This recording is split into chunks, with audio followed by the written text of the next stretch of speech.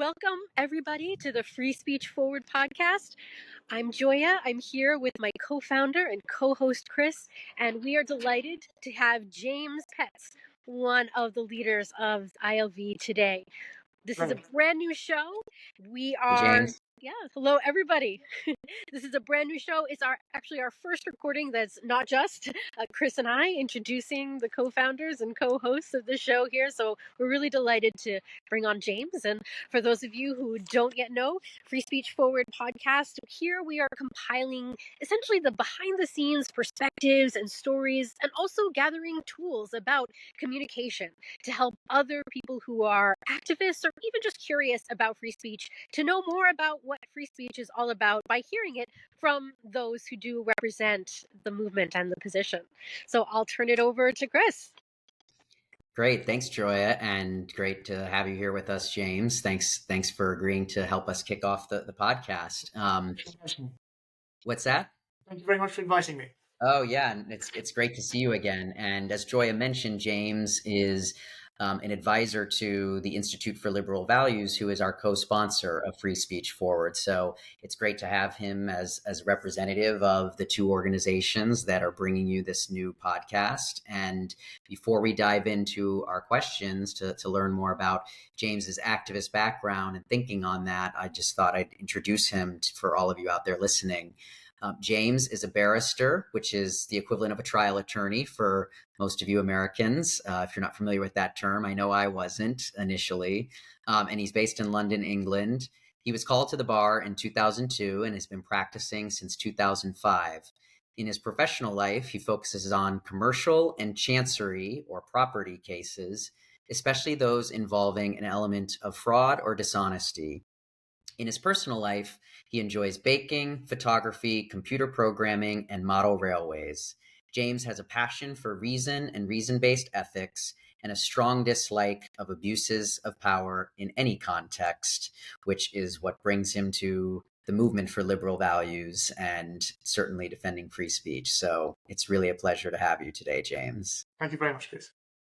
So we'll just dive right in. And I think this is the best way for the listeners to get to know more about you with our first question, which is, have you always been an advocate of free speech? And when did you start on the path of being interested or engaged on these issues? You know, kind of what's your origin story for free speech advocacy?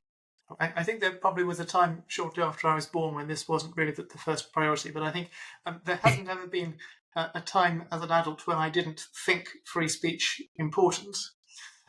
And I think that probably applies to a great many people. I don't imagine there are a great many people in relatively liberal places who don't think that free speech to an extent is somewhat important. But I think that in terms of actually being involved in organizations that specifically exist to defend informational and other freedoms, that probably came about as around the beginning of this decade, when there were increasing amounts of abuses and increasing amounts of oppression against informational freedom, and what looked like potentially exponentially increasing abuses against freedom of expression by a very great range of things. I started off being involved in organizations directed in opposition to what is often called the critical social justice movement, which are people who are associated with the extreme left who had come to dominate in quite a lot of sectors, in particular academia, and who were systematically suppressing dissent and questioning of their sectarian claims. But actually the issues relating to informational freedoms go a lot further than that. And there are an awful lot of things that are oppressions of informational freedom that cause people great harm, that go rather beyond what people traditionally think of as free speech. So data protection is one example that actually does have a chilling effect on people's ability to communicate and store true information.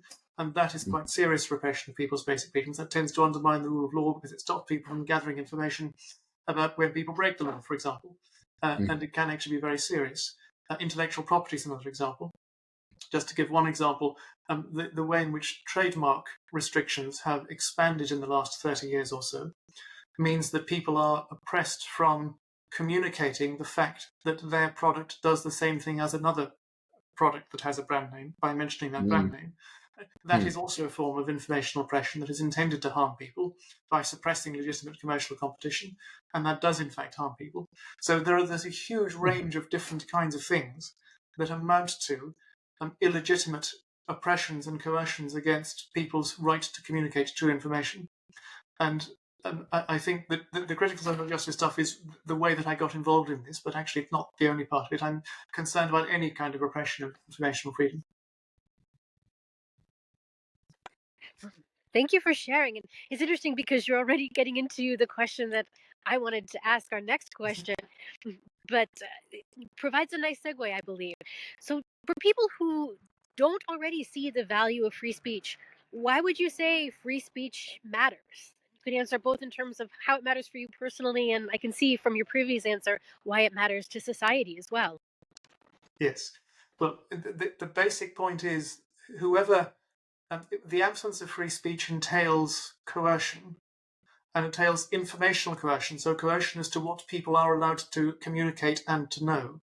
And there's no effective way of knowing what the right thing to do is without having information. So having true information is what's called a convergent instrumental goal. In other words, it's a goal that whatever your other goals are is likely to help you to achieve those goals. So anybody who is coercively suppressing a person's right to know and to communicate true information is necessarily doing something that is going to harm that person, whatever that person's goals might end up being. So anyone who has the power to suppress and to control what people may communicate has a really enormous amount of power over other people, and that power is almost inevitably going to be abused if people have that level of concentrated coercive power. And the only people who benefit ultimately from that level of coercion are the absolutely tiny minority of people who actually are vested with immense amounts of concentrated coercive power. Very few other people ever actually benefit from that. Most people are going to be harmed enormously by that. And the point is that if you have a state of affairs in which people are free to communicate information, to question ideas, to espouse and express opinions and views without being repressed by coercion, the thing that will govern, that will tend most often to govern whether people accept a given claim, is going to be what makes sense. Right? There may be people who have all kinds of biases and prejudices and don't get to the right answer, but there'll be lots of different people, lots of different prejudices, with lots of different things, and it's going to be very much more difficult to coalesce around the same wrong answer as there is if there is someone who has concentrated coercive power to force people to think one or to communicate one particular thing. So whatever the danger there may be of people sharing wrong information in a state of freedom, the danger of people coercing people into believing the wrong thing is thousands of times more extreme. Thousands of times more extreme. Yeah, and certainly that seems to be kind of where the wave of the present is trending, right? At least those with power in many of these institutions, whether it's misinformation or disinformation or all these other buzzwords, right? Those are all meant to kind of filter information and opinions into kind of a pre-approved narrative to some extent, or at least certain bounds. Absolutely. And I said earlier that having true information is a convergent instrumental goal. Having power over others is also a convergent instrumental goal, right? So any government, whatever its political colours, whatever other thing it wants to do, is going to find it easier to do that if it has more power.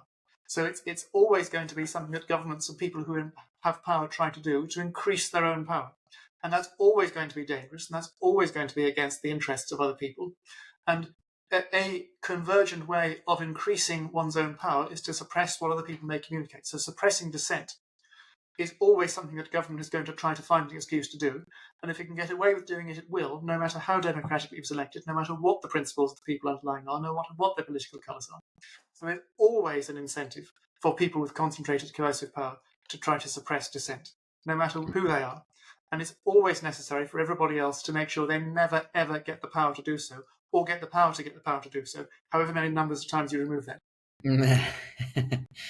Yeah, here. That actually leads us nicely into my next question, kind of transitioning from the general to more of the personal and particular. So kind of knowing that, when you're kind of dealing with potential suppressors or censors of free speech, can you maybe tell us a little bit about what is your method for how you prepare for when you're giving a talk or going to be activating for the cause of free speech, some of the things you take into account, and just how you think about approaching that as someone speaking yourself on your behalf? And it depends on what the particular thing is, obviously, but in general, what one's looking to do is say, well, what's the proposition that I'm trying to arrive at the end? What are the starting premises? What are things that people are going to be able to agree with? What are things that we can demonstrate to be true? And then starting with those things we can demonstrate to be true and that all the people are going to agree with to start with, what are all the steps necessary to get from those things to the proposition at the end? And how do we make it clear to people that this is something that really matters for them? This is something that if we don't get this right, then they are at risk of very serious personal harm. So there's the two strands, having a good argument and making it relevant. And it's important to be able to combine those two things. And are there any particular tools or strategies you use to kind of communicate that effectively with your audience or whoever you're kind of communicating with? Again, I think it depends on the particular context. One thing is if you think there's someone will have a counter argument to it, which you can answer, it's helpful really to flush out what that counter argument is by talking to people in advance of producing the item.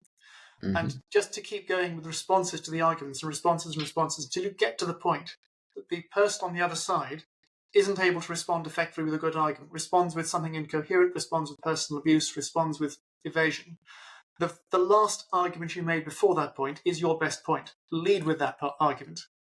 Talk about nothing else. Focus on that very effectively, because that's the one that the other side can't answer. It's a great piece of advice. Yeah, I would say I love the power move strategy. I love that. I guess it goes into the question I have for you, because both Chris and I know that you're already very active in this cause of free speech and liberal values. So I'm curious, if you had all the money and all the time that one could ever need or want, what cause or project do you think would be most worth pursuing right now for the cause of free speech, and perhaps even dovetails with the work you're already doing, I would imagine?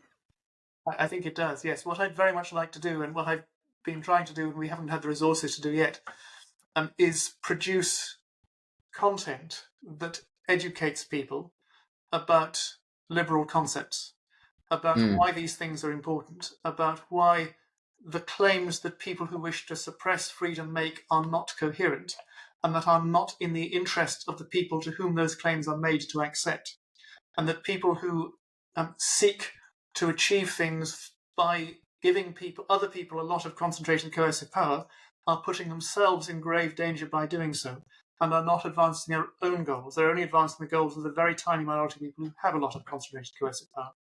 And to produce content and to educate people about what I call governance safety. In other words, the safety of methods of government. I'm not an anarchist. I don't believe there could ever not be government of some sort. But how to achieve safe governance. And what would be nice if one had infinite resources would be to have some kind of really rigorous empirical research about how to achieve safe governance. That's the kind of thing that takes a huge amount of resources. More modest resources could do education on the basis of what we have now. Have rigorous research, really make ethics a hard science, make the social sciences a hard science. I think if I were a billionaire, I would set up an institute that involved in treating social sciences as a hard science and really doing it properly. I mean, all science done properly is hard science. I want to just ask a follow-up there really quickly to get your sense of what would actually make it a hard science versus what, let's say, the philosophers are doing now with ethics, or just maybe other activists are doing with ethics now. Yes. I mean, technically it's important to pull apart philosophy and science in that science concerns itself with the empirical.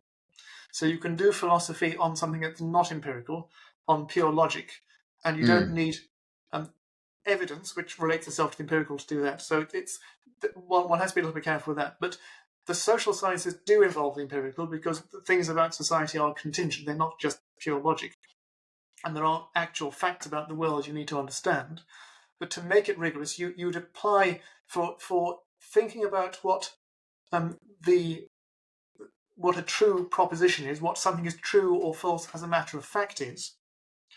You'd have to go through the same rigorous process as you would in demonstrating that something is true in a scientific context. So, for example, to prove that a particular policy, a particular form of coercion, does more good than harm, right?